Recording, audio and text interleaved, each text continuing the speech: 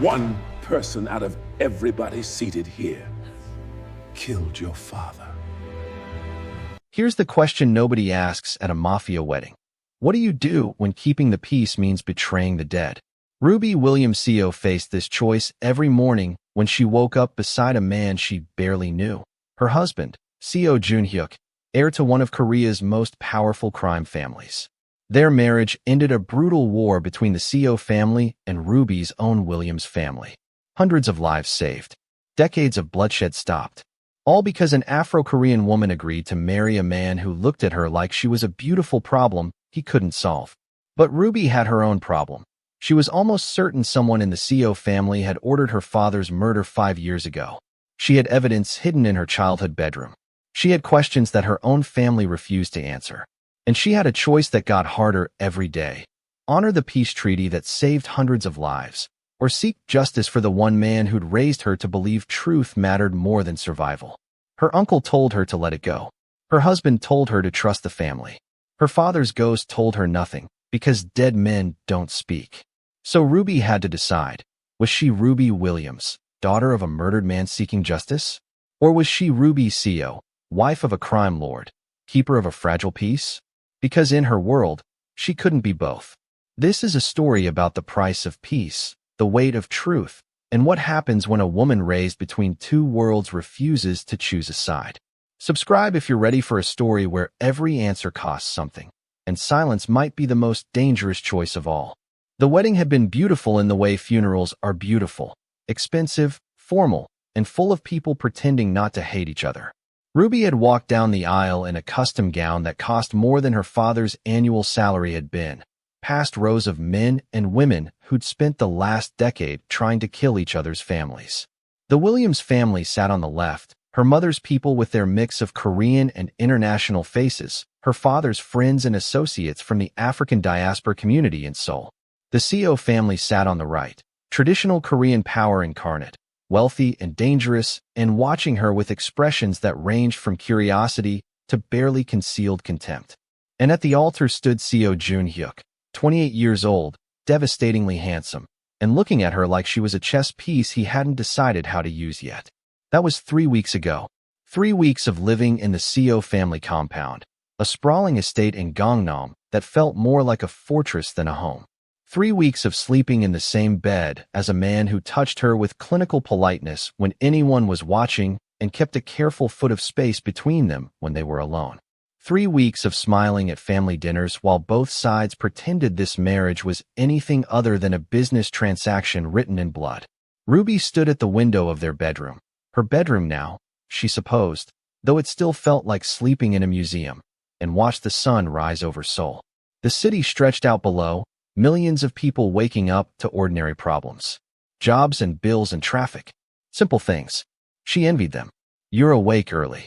Joon-Hyuk's voice came from behind her, quiet and controlled as always. She turned to find him sitting up in bed, his dark hair slightly mussed from sleep, wearing the kind of expensive pajamas that probably cost more than most people's rent. Even first thing in the morning, he looked like he'd been carved from marble. Perfect, cold, untouchable. Couldn't sleep, Ruby said, which was true. She hadn't slept well since the wedding. Too many thoughts. Too many questions. Too many memories of her father that the Seo compound seemed designed to trigger. The bed is uncomfortable, Joon-Hyuk asked, and she couldn't tell if he was being genuine or sarcastic. His tone never changed enough to reveal emotion. The bed is fine. Ruby crossed her arms, suddenly aware that her silk nightgown was probably more revealing than she'd intended when she'd bought it for her trousseau. I'm just not used to waking up next to a stranger. Something flickered in Joon-Hyuk's eyes. Annoyance, maybe, or amusement. We've been married 3 weeks. I'd think you'd be used to it by now. 3 weeks isn't enough time to stop being strangers. Then what would be enough? He stood up, and Ruby noticed again how tall he was, how he moved with the kind of controlled grace that came from years of martial arts training. Her husband was beautiful and deadly in equal measure. A month? A year? How long do I have to pretend to be your friend before you stop looking at me like I'm your enemy? I don't look at you like. Yes, you do. Joon-Hyuk crossed the room, stopping a careful distance away, close enough to talk quietly, far enough to maintain the invisible boundary they'd established. Every dinner, every family gathering, every time we're forced to play the happy couple, you look at me like you're waiting for me to show you who I really am. Like you're searching for proof of something. Ruby's heart hammered. He was closer to the truth than he knew. Maybe I'm just trying to figure out how to be married to someone I didn't choose. Neither of us chose this, Joon-Hyuk said, and for the first time, she heard something like frustration in his voice. But we're here, and we can either make this work, or we can spend however long this lasts being miserable in proximity. Is that what you want? For this to work, I want the war to stay over. Joon-Hyuk's expression hardened. I watched good people die for 5 years over grudges and territory and pride. If being married to you means that stops, then yes, I want this to work. Don't you? Ruby wanted to say yes. Wanted to be the woman who could put the past behind her, who could build a new life with this complicated man, who could honor the sacrifice her family had made for peace. But she couldn't stop thinking about her father's funeral, about the way her uncle had gripped her arm and whispered, "There's more to this than you know. Don't trust anyone, not even family." I want the war to be over too, Ruby said finally. But I also want to know the truth about what started it. Joon-Hyuk's eyes narrowed.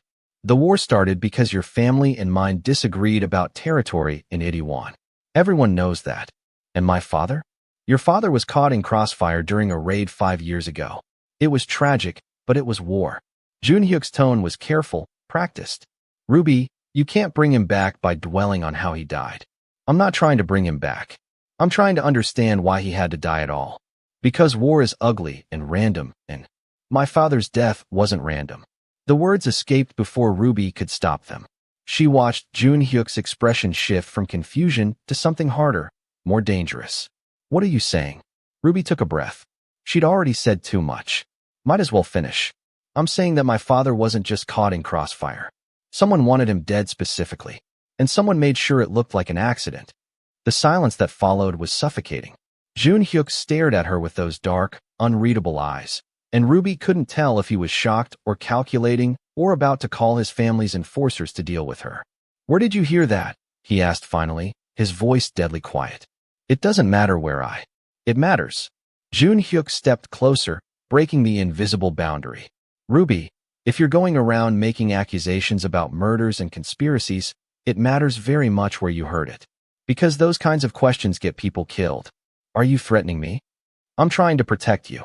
He looked genuinely frustrated now, a crack in his perfect composure. "You're my wife. Like it or not, that means if someone targets you, they're targeting me. If you start digging into the past, asking dangerous questions, you'll draw attention from people who want that past to stay buried. On both sides. So I'm just supposed to let it go? Pretend my father's death was meaningless. I'm saying you need to be careful. Strategic. If you're determined to find answers, don't do it by walking around asking questions that make you sound like you're planning revenge." Ruby studied his face, looking for deception, manipulation, anything that would confirm he was part of the conspiracy. But all she saw was concern. Real, genuine concern that didn't match the cold, distant husband she'd lived with for 3 weeks. "Why do you care?" she asked quietly. "You barely know me. I'm just the political wife you were forced to marry." "You're not." Joon-Hyuk stopped, seeming to struggle with the words. "You're not just anything. You're my wife. And more than that, you're—" He paused, then seemed to decide something. "You're the first person in 5 years who's made me feel like maybe this life isn't just violence and survival. So yes, I care. Whether you believe that or not." Ruby's breath caught. She'd expected anger, threats, warnings. Not this. Not honesty that made her chest tight and her carefully maintained distance feel suddenly fragile. "I don't know what to say to that," she admitted. "You don't have to say anything." Joon-Hyuk stepped back, re-establishing the space between them. "But if you're going to look into your father's death, let me help you. I have resources, access, people who owe me favors. And I can ask questions without making people suspicious." "Why would you do that?" "Because if someone in my family was involved in murdering yours, I want to know. And because—" He hesitated. "Because you deserve the truth. Even if it's painful. Even if it complicates everything." Ruby wanted to believe him. God? She wanted to believe that her husband was actually on her side, that this marriage could be more than a strategic alliance, that she wasn't completely alone in this beautiful prison. But trust was expensive in her world, and she'd learned from her father never to give it freely. "Okay," she said finally. Tell me what you know about the night my father died. They spent the next hour sitting at the small table by the window, talking quietly while the compound woke up around them. Joon-Hyuk pulled up files on his phone, reports from his family's security team, police documents his father had collected, witness statements from the night of the raid. Your father was at one of your family's warehouses in Itaewon, Joon-Hyuk explained, scrolling through documents. There was a shipment coming in, electronics, officially, but everyone knew it was cover for other goods. My family got word of the shipment and decided to hit it. Send a message. Your family started the raid, Ruby said, trying to keep the accusation out of her voice. Yes, my uncle led it. He was younger then, more aggressive. My father had authorized the hit, but he didn't expect it to turn lethal. Joon-Hyuk looked up from his phone. The plan was to destroy the shipment, maybe rough up a few guards, make your family back off the territory. But something went wrong. My father died. Your father and 3 of our men. Joon-Hyuk's expression was grim. That's what escalated everything. Both sides lost people, both sides blamed the other, and suddenly what was supposed to be a warning became a war. Ruby leaned forward, studying the documents on his phone.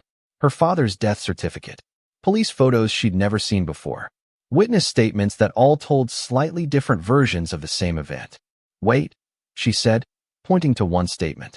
This witness says my father was shot before your men entered the warehouse. That he was already down when the fighting started. Joon-Hyuk frowned, reading the statement carefully. I've never noticed that detail before. And this one, Ruby scrolled to another document.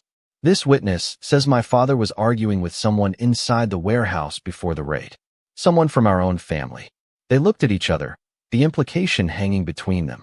If your father was shot before my family's raid, Joon-Hyuk said slowly, then someone on your side might have. Don't. Ruby's voice came out sharper than she intended. Don't say it. Ruby, if you want the truth. I know what the truth might be. She stood abruptly, pacing away from the table. I've known for 5 years that the official story didn't make sense. That my father wouldn't have been at that warehouse alone, that he was too careful to walk into an ambush. But suspecting your own family and having proof are very different things. Joon-Hyuk was quiet for a moment. Then, who in your family would have wanted him dead? Ruby closed her eyes, thinking about the question she'd been avoiding for years. My uncle, Marcus. He and my father disagreed about everything. How to run the business, whether to escalate the war with your family, how much to expand into new territories. My father wanted to negotiate. Marcus wanted blood. And after your father died, Marcus took over as head of the Williams family. He's the one who finally agreed to the peace treaty. The one who suggested the marriage alliance. Ruby felt cold despite the warm morning sunlight. He's the one who walked me down the aisle. Jesus, Joon-Hyuk breathed. The implications settled over them like a shroud. If Marcus had killed his own brother to take control of the family, then arranged the marriage to secure peace and his position, then Ruby wasn't just a bridge between 2 families.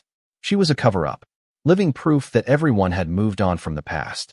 I need to see him, Ruby said. I need to ask him directly. That's dangerous.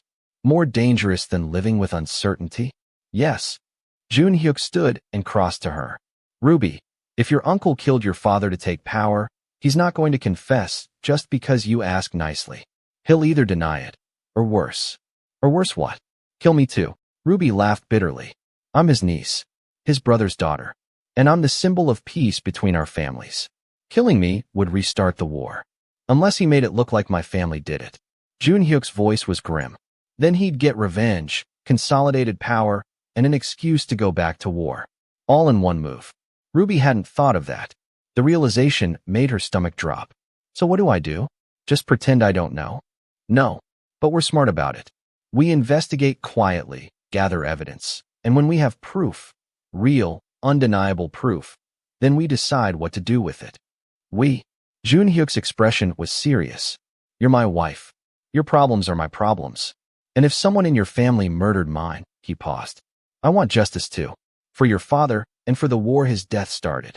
Ruby studied his face, looking for deception, for the calculation she'd expected from the beginning. But all she saw was determination and something else. Something that looked almost like respect. Why are you helping me? She asked quietly. Really? Joon-Hyuk was quiet for a long moment. Then, Because in 3 weeks, you've asked more real questions than anyone in my family has asked in years. Because you care about truth more than convenience. And because—" he paused, seeming to choose his words carefully. "Because I'm starting to think that marrying you might be the only truly good thing I've done with my life." Ruby's breath caught. The space between them felt suddenly charged, dangerous in a different way than violence. This was emotional territory neither of them had agreed to navigate. "We should get dressed," she said, breaking the moment. "Your mother expects us at breakfast in an hour. Ruby, let's just take this one step at a time." "Okay." Joon-Hyuk nodded, understanding what she wasn't saying. They'd crossed one line this morning, from strangers to reluctant allies. But crossing the next line, from allies to something more, would require trust she wasn't ready to give. Not yet. The next 2 weeks were a delicate dance of investigation and deception. Ruby and Joon-Hyuk fell into a routine, playing the dutiful couple during family dinners and gatherings, then retreating to their room to compare notes and plan their next moves. Joon-Hyuk used his connections to pull security footage from the night of the raid. Ruby discreetly contacted her father's old friends, asking careful questions about the weeks before he died. Slowly, a picture emerged. Marcus Williams had been pushing for aggressive expansion, wanting to move into territories that would have put them in direct conflict with the CO family.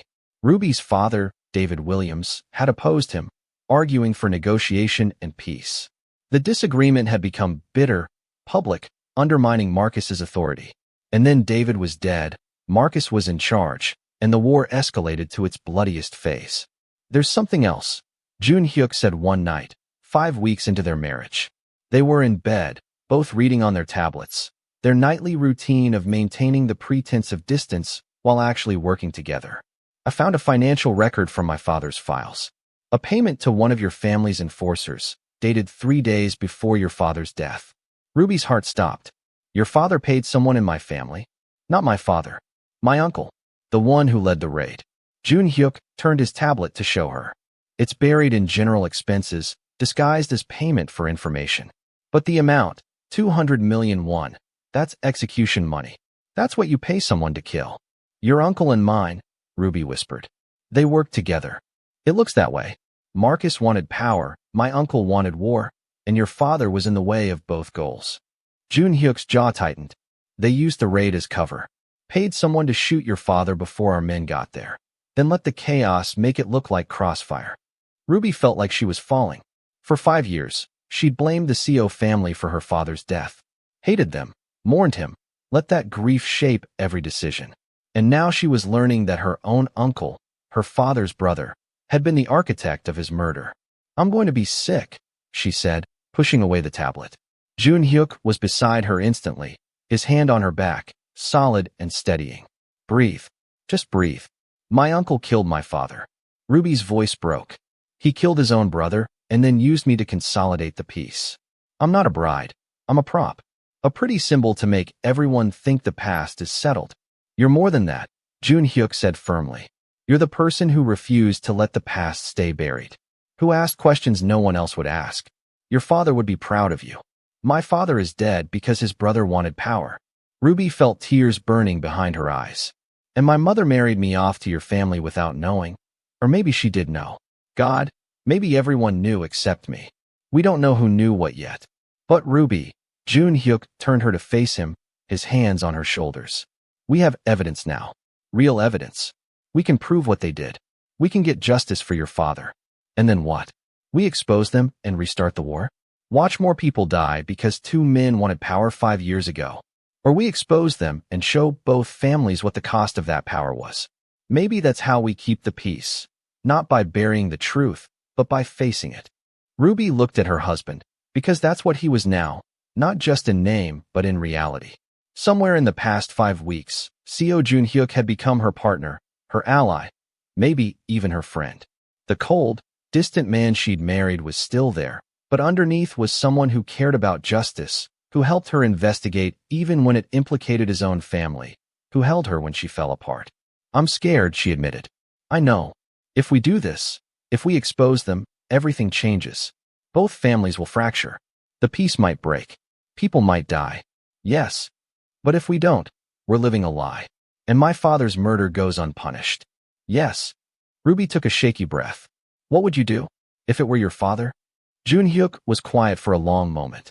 I'd want the truth, whatever the cost, because living with a comfortable lie is just dying slowly. Is that from something? No, it's just what I believe. His hands slid from her shoulders to her hands, holding them gently. Ruby, I can't make this choice for you. It's your father, your family, your grief. But whatever you decide, I'm with you. If you want to expose them, I'll help you.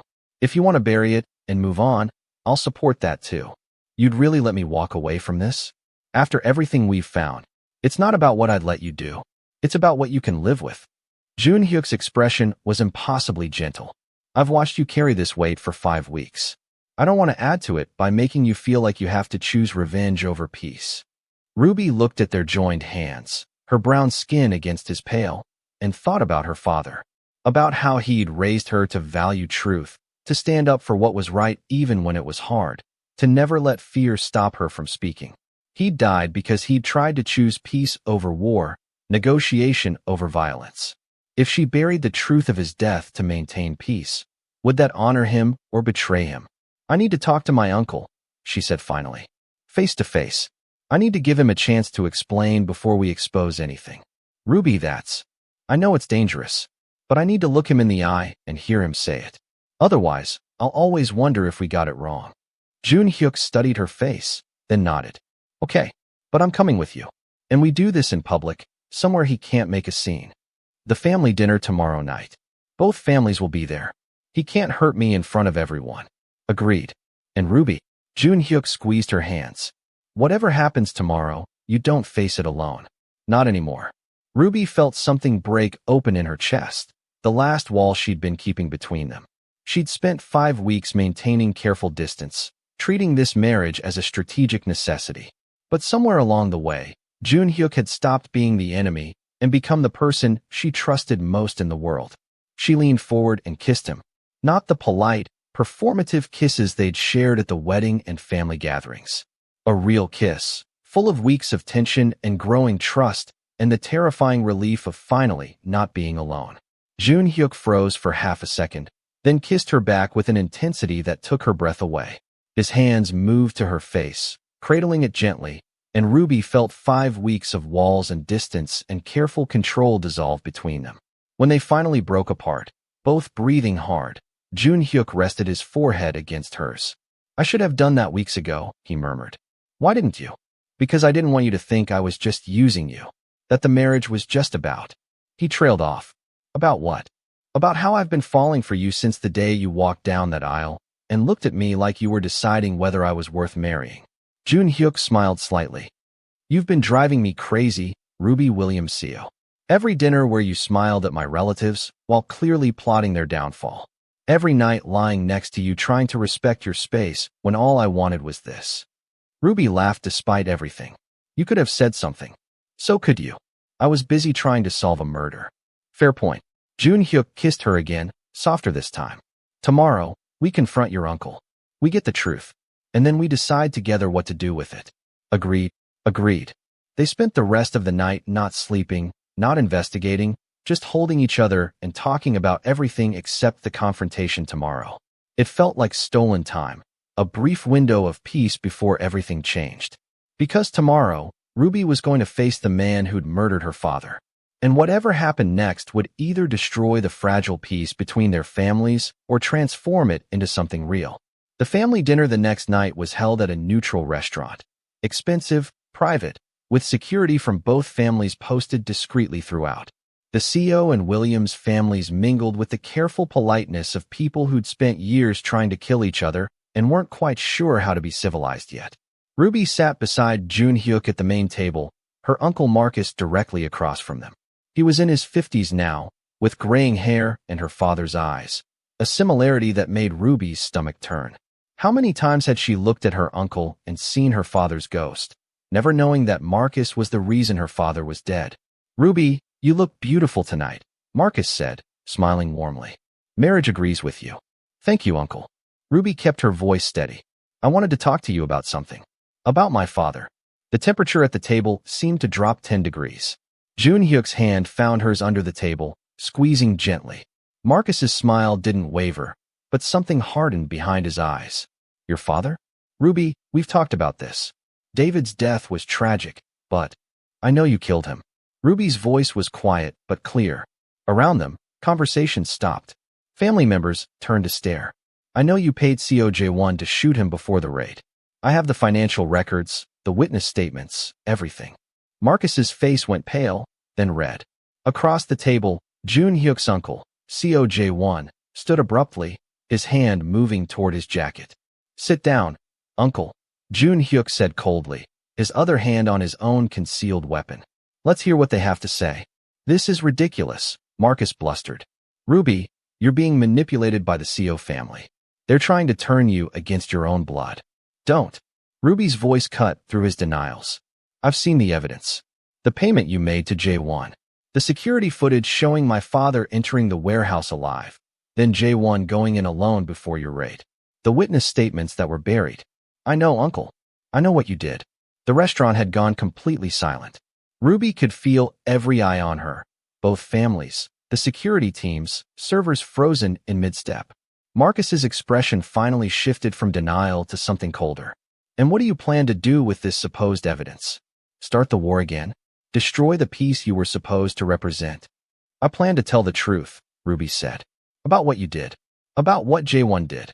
About how this entire war was built on your ambition and my father's murder.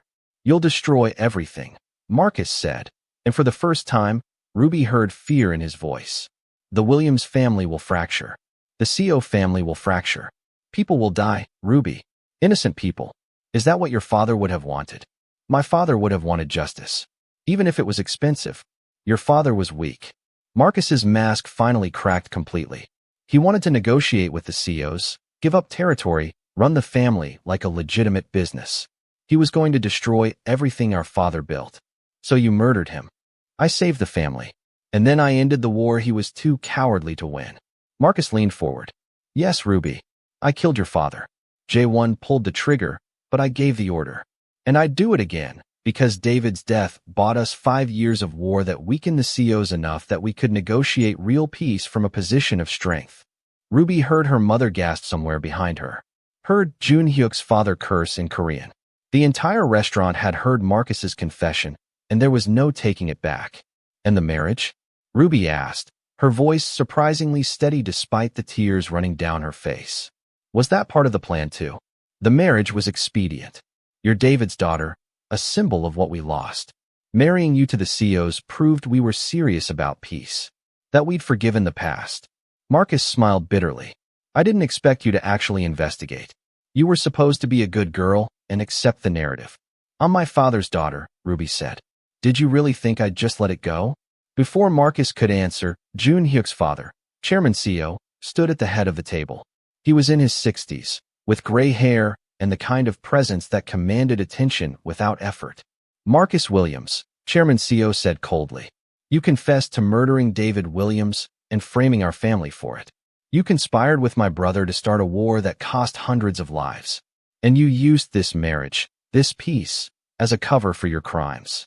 What are you going to do about it? Marcus shot back. Kill me? Restart the war? Your precious peace is built on my actions. No, Ruby said, standing up. Everyone looked at her. The peace isn't built on murder and lies. It's built on the fact that both families wanted the bloodshed to stop. What you did, what you both did. She looked at J1, who was still standing frozen. That's not peace. That's just a different kind of violence. Then what do you suggest? Chairman CO asked, and Ruby heard genuine curiosity in his voice. I suggest we tell the truth. All of it. To both families, publicly. Let everyone know what really started the war and what really ended it. Ruby looked around the room, at faces from both families. And then we let both families decide together what to do about it. Because this peace only works if it's built on honesty, not buried secrets. And if they choose to restart the war? Marcus asked. Then we didn't deserve peace in the first place. Ruby felt Joon-Hyuk stand beside her, his hand on her back in support. But I think both families are tired of dying for other people's ambitions. I think they want real peace, not the illusion of it. And I think my father's death, and all the deaths that followed, deserve to mean something more than just consolidating your power. Chairman Seo was quiet for a long moment, studying Ruby with sharp eyes. Then he turned to the assembled families, Williams and Seo together in one room, guards lowering their weapons, people setting down chopsticks and wine glasses. My son's wife is right, he said finally. This peace was built on a lie. A necessary lie, perhaps, but a lie nonetheless. Marcus Williams and my brother Jae-won killed David Williams to start a war that served their interests. They gambled with all our lives. He looked at Jae-won, who had finally sat down, looking older than Ruby had ever seen him. Brother, Chairman Seo continued, his voice hard. You have betrayed our family. Betrayed me. Used our resources to commit murder and frame it as war. Do you deny this? Jae-won looked at Ruby, at Marcus, at his brother.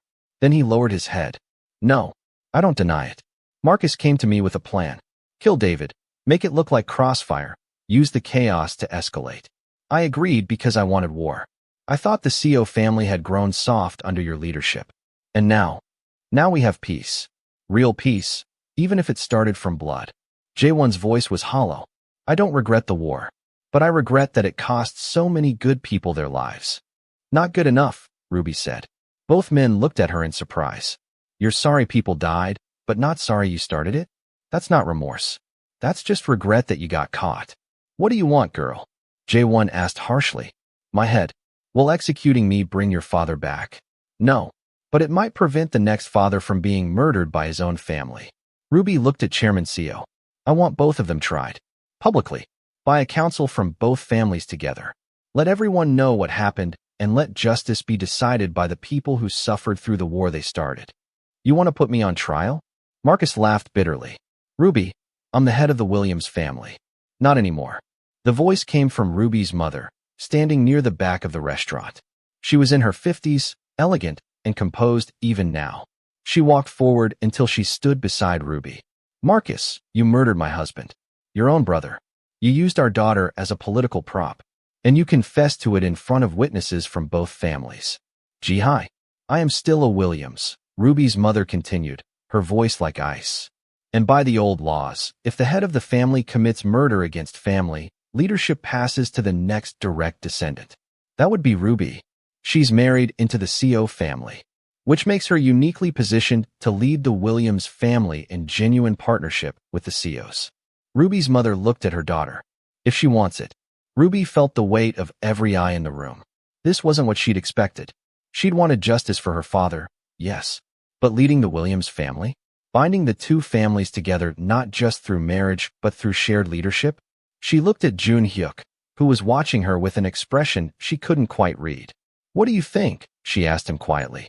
I think you'd be an incredible leader, he said. And I think our families need someone who values truth over convenience. But Ruby, this is your choice. Not mine, not theirs. Yours. Ruby looked at Marcus, who had killed her father. At Jae-won, who had pulled the trigger. At the assembled families, still processing everything they'd heard. At her mother, offering her a crown built from tragedy. I'll do it, she said finally. I'll lead the Williams family. But not alone. Joon-Hyuk and I lead together, both families, one partnership. Real peace, not built on lies. That's not how it works, Marcus protested. You can't just merge the families. We're not merging them, Joon-Hyuk said, speaking for the first time since Ruby's confrontation began. We're creating a council. Equal representation from both sides. Decisions made together, transparently. And anyone, he looked pointedly at Marcus and Jae-won, who tries to operate in the shadows or put their ambition above the family's welfare gets removed. Permanently. Chairman Seo looked at his son with something like pride. You've thought about this. Ruby and I have talked about a lot of things. Joon-Hyuk's hand found Ruby's again, including what real peace might look like. This is our proposal. Both families decide together if they want it. What followed was the longest 3 hours of Ruby's life. The families split into groups, Williams on one side of the restaurant, Seos on the other, security guards watching each other warily, while people debated and argued and processed years of grief and anger and loss.